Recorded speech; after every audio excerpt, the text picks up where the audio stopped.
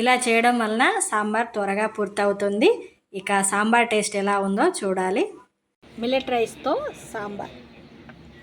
Hi అండి, అందరికీ నమస్కారం. Welcome to Renu vlogs. గుమగుమలాడేటువంటి సాంబార్ ఏ విధంగా తయారు చేయాలో ఈరోజు వీడియోలో చూద్దాం. సాంబార్లోకి కావలసిన కూరగాయలన్నీ కూడా పప్పు ఉడికేంత టైంలో అయితే కట్ చేసి పక్కన పెట్టాను. కూరగాయ ముక్కలు కట్ చేయడం పూర్తయిన తర్వాత స్టవ్ పై గిన్నె పెట్టి ఆయిల్ వేడెక్కాక పోపు దినుసులు అయితే వేసేసాను. ఆ తర్వాత పచ్చిమిర్చి, అలాగే జీలకర్ర, వెల్లుల్లి. సాంబార్ చేసేటప్పుడు అందులో ముఖ్యంగా వెల్లుల్లి, జీలకర్ర అయితే కంపల్సరీగా ఉండాలి. అప్పుడే సాంబార్ మంచి వాసన వస్తుంది. కరివేపాకు వేసేసి 1 స్పూన్ పసుపు, టమాటా,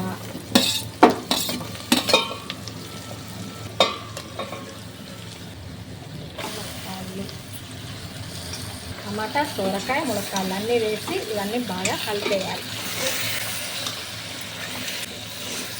కూరగాయ ముక్కలన్నింటినీ ఆయిల్ పట్టేలాగా బాగా కలిపిన తర్వాత 1 స్పూన్ సాల్ట్, తర్వాత ఇంగువ, అలాగే 1 స్పూన్ మిరియాల పౌడర్ వేసి తర్వాత కారం కూడా వేసాను. వాటన్నిటిని ఒకసారి మంచిగా మిక్స్ చేయాలి. వేయేదాకా ఉడకబెట్టినటువంటి పప్పును ఇందులో యాడ్ చేసుకోవాలి.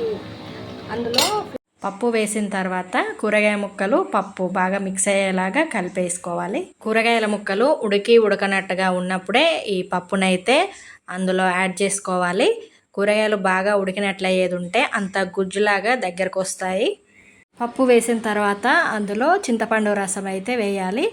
ఆ చింతపండు రసానికి తగ్గట్టుగా, పప్పుకు తగ్గట్టుగా వాటర్ అయితే వేసుకోవాలి. సాంబార్ చిక్కగా రావాలి అంటే నీళ్ళు తక్కువగా వేసుకోవడమే మంచిది. నేనైతే 2 గ్లాసుల వాటర్ అయితే వేస్తున్నాను. ఒక 2 గ్లాసుల వాటర్ యాడ్ చేసుకోవాలి. ఓకే, ఒక 5 నిమిషాలు మూత పెట్టేసి మరిగించాలి.